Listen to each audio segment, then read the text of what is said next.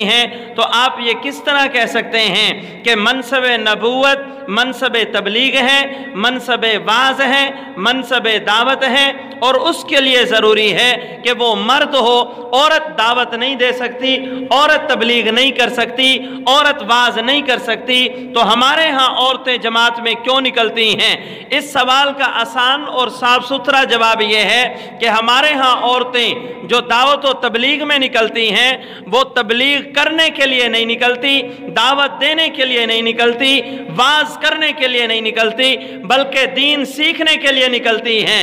تو معلوم یہ ہوا کہ اگر کوئی عورت دین سیکھنے کے لیے اپنے گھر سے نکلے تو یہ الگ بات ہے، اور اگر کوئی دعوت دینے کے لیے اپنے گھر سے نکلے یہ الگ عنوان ہے۔ اور میں اس بات پر بڑے مضبوط دلائل رکھتا ہوں قرآن اور حدیث کی روشنی میں کہ اگر عورت تبلیغ کے لیے گھر سے باہر نکلے تو یہ جائز نہیں ہے، دین سیکھنے کے لیے گھر سے باہر نکلے تو یہ بالکل جائز ہے، اس کی گنجائش قرآن اور سنت میں موجود ہے، امام الانبیاء صلی اللہ علیہ وسلم کی روایات میں بھی موجود، قرآنی آیات میں بھی موجود۔ قرآنی آیات میں موجود کس طرح؟ اس پر ایک اور مسئلہ بھی حل ہوگا کہ اس کا مطلب یہ ہے دین سیکھنے کے لیے بچیوں کا یا عورتوں کا گھر سے باہر نکلنا جائز ہے؟ ہم کہتے ہیں بالکل جائز ہے، اور یہ اللہ کے قرآن سے ثابت ہے۔ اللہ رب العزت نے قرآن مجید میں واقعہ بیان کیا، حضرت عیسیٰ علیہ السلام کی والدہ حضرت مریم علیہ السلام کا۔ حضرت مریم کی والدہ امید سے تھی، انہوں نے اس بات کی نظر مانی کہ میرے پیٹ میں جو ہے میں اسے اللہ کا دین پڑھاؤں گی، میں اسے دین کے لیے وقف کر دوں گی۔ اللہ کی شان کہ اللہ رب العزت نے بیٹی عطا کر دی حضرت مریم علیہ السلام کی صورت میں۔ مریم پریشان ہو گئی، میں نے منت مانی تھی میرے پیٹ میں جو بچہ ہے میں اسے دین کے لیے وقف کروں گی، میں اس کو دین پڑھاؤں گی، جبکہ میری بیٹی پیدا ہو گئی، اب میں کیا کروں؟ اللہ رب العزت نے قرآن مجید میں فرمایا کہ اے مریم کی والدہ، تم نے جس کی منت مانی تھی، جس بیٹے کی منت مانی تھی، یہ بچی اس سے زیادہ بہتر ہے جو ہم نے تجھے دی ہے۔ اللہ کی شان، حضرت مریم کی والدہ اس وقت کے نبی اور حضرت مریم کے خالو حضرت زکریا علیہ السلام کے پاس آئی، میں اپنی بیٹی کو اللہ کے دین کے لیے وقف کرنا چاہتی ہوں اور دین پڑھوانا چاہتی ہوں، مسجد اقصی کے اندر میری بچی دین پڑھے گی، دین کی تعلیم حاصل کرے گی، دین کا علم حاصل کرے گی۔ حضرت زکریا علیہ السلام نے اپنے ساتھ جتنے اس وقت بیت المقدس کے ائمہ تھے ان سب کو جمع کیا، ان کے درمیان گفتگو اور بات چلی، اس بچی کو کون پڑھائے گا؟ عموماً جب بڑے خاندان کا کوئی بچہ ہو یا بڑے خاندان کی کوئی بچی ہو، ہر عالم دین کی یہ خواہش ہوتی ہے، یہ دینی خاندان سے تعلق رکھتی ہے، اللہ اس سے دین کا کام لے گا، اگر یہ ہماری شاگردہ بن جائے، ہمارا شاگرد بن جائے، جو جتنی دین کی خدمت کرے گا اس کا ثواب ہمیں بھی ملتا رہے گا۔ اس نیت سے ہر ایک کی خواہش یہ تھی اسے میں پڑھاؤں۔ جب ان تمام وقت کے علماء اور نبیوں کے درمیان بات چلی، ہر ایک کی خواہش کہ میں پڑھاؤں، اللہ رب العزت نے قرآن مجید میں اس واقعے کو بیان کرتے ہوئے فرمایا ان سب نے اپنے درمیان قرہ کیا۔ طریقہ کیا تھا؟ ہر ایک نے اپنا اپنا قلم دریا کے اندر ڈالا، جس کا قلم مخالف سمت چلے گا، یعنی جس طرف سے پانی آ رہا ہے اسی طرف جس کا قلم چلنے لگا وہ اس بچی کی تربیت کرے گا، اسے پڑھائے گا۔ اللہ کی شان کے قرہ نکل آیا حضرت زکریا علیہ السلام کے، جو اس وقت بیت المقدس کے امام بھی تھے، بیت المقدس کے بیت المقدس کے گرد و نواح کے لوگوں کے نبی بھی تھے، اور حضرت مریم کے خالو بھی تھے۔ اب حضرت زکریا علیہ السلام نے حضرت مریم علیہ السلام کو پڑھانا شروع کیا۔ مسجد اقصی کے بالکل قریب ملحق ایک کمرہ تھا، اس کمرے میں حضرت مریم علیہ السلام رہتی، حضرت زکریا علیہ السلام آتے، انہیں سبق پڑھاتے، سبق پڑھانے کے بعد باہر سے تالا لگاتے اور گھر چلے جاتے یا لوگوں کو تبلیغ کے لیے چلے جاتے، حضرت مریم اسی کمرے کے اندر رہتی۔ اس طرح انہوں نے اپنی تعلیم کو مکمل کیا۔ قرآن مجید میں اللہ رب العزت نے اس واقعے کو ذکر کیا۔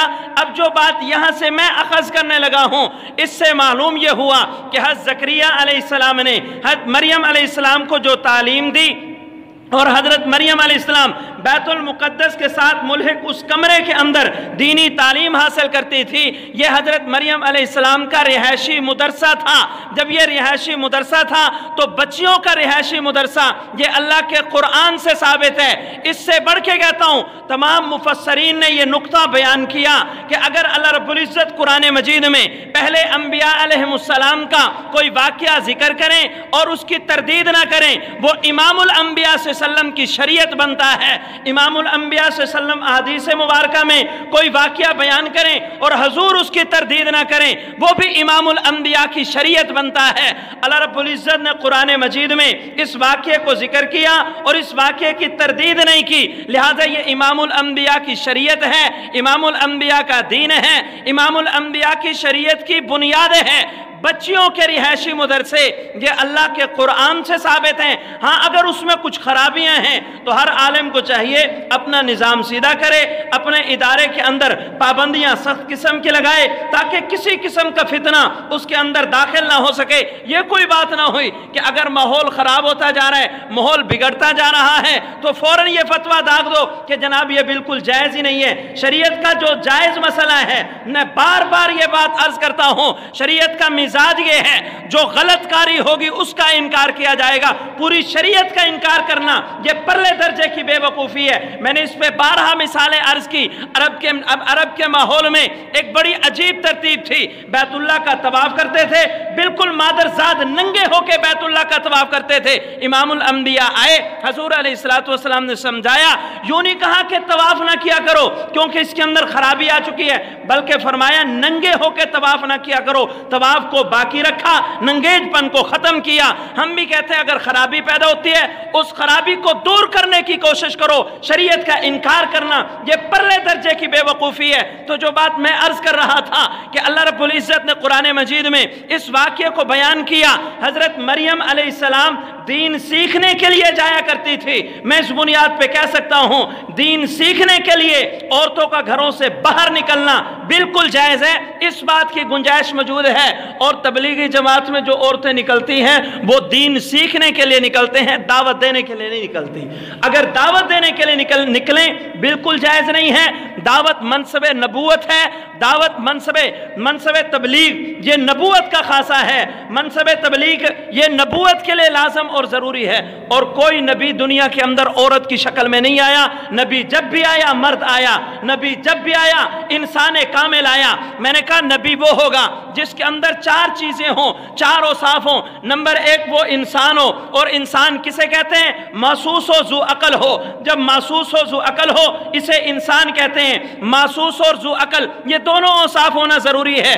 جانور محسوس ہیں، ذو عقل نہیں۔ فرشتے، ملائکہ اور جنات ذو عقل ہیں، محسوس نہیں، لہذا نہ جانوروں میں سے کوئی انسان بن سکتا ہے، نہ جنات اور ملائکہ میں سے کوئی انسان بن سکتا ہے۔ پھر آگے عرض کیا کہ انسان کامل ہو۔ کیا مطلب؟ انسان ناقص اور انسان کامل۔ ایک انسان ناقص ہوتا ہے، ہجڑا عورت انسان ناقص ہے، مرد انسان کامل ہے۔ نبی جب بھی ہوگا انسان ہوگا اور انسان کامل ہوگا، نہ تو غیر انسان نبی بن سکتا ہے نہ ناقص انسان نبی بن سکتا ہے۔ تو پہلی بات یہ، نبی جب بھی دنیا کے اندر آئے گا وہ انسان کامل ہوگا۔ اب انسان کی ایک اور تعریف علم الکلام کے لحاظ سے انسان کی تعریف کی گئی کہ انسان کسے کہتے ہیں؟ فرمایا انسان جب بھی نبی ہوگا تو وہ انسان ہوگا، اور نبوت کے لیے ضروری ہے نبی اسے کہتے ہیں جو بدن اور روح ان دونوں کے مجموعے کو نبی کہیں گے۔ آج کے دور میں مستقل فتنہ موجود ہے، بعض کہیں گے صرف روح کو نبی کہتے ہیں، یہ بات پرلے درجے کی گمراہی کی ہے۔ نبی اس بدن کو کہتے ہیں جس بدن کے اندر روح بھی ہو، صرف بدن ہو اس کو نبی کہنا یہ بھی غلط ہے، صرف روح ہو اسے نبی کہنا یہ بھی غلط ہے۔ عام طور پہ یہ فتنہ اس وجہ سے پیدا ہوا، اس فتنے کے پیدا ہونے کی وجہ یہ بنی کہ قرآن مجید میں احادیث مبارکہ کے ذخیرے میں بہت ساری ایسی جگہ موجود ہیں جن میں اللہ رب العزت نے یا امام الانبیاء نے صرف بدن کے لیے نبوت کے لفظ استعمال کیے، بعض جگہوں پہ صرف روح کے لیے نبوت کے لفظ استعمال کیے۔ یاد رکھو جس جگہ پہ صرف بدن کے لیے نبی کا لفظ استعمال کیا گیا یہ مجاز کے طور پہ استعمال کیا گیا، جہاں صرف روح کے لیے نبوت کا لفظ استعمال کیا گیا یہ بھی مجازن استعمال کیا گیا، اور مجاز آتا اس جگہ پہ ہے جہاں پہ حقیقت متروک ہو، حقیقت ممتنع ہو، حقیقت مستحضر ہو، اس جگہ پہ مجاز استعمال ہوتا ہے۔ کیا مطلب؟ نبی اس بدن کو کہتے ہیں جس بدن کے اندر روح موجود ہو۔ اگر یہ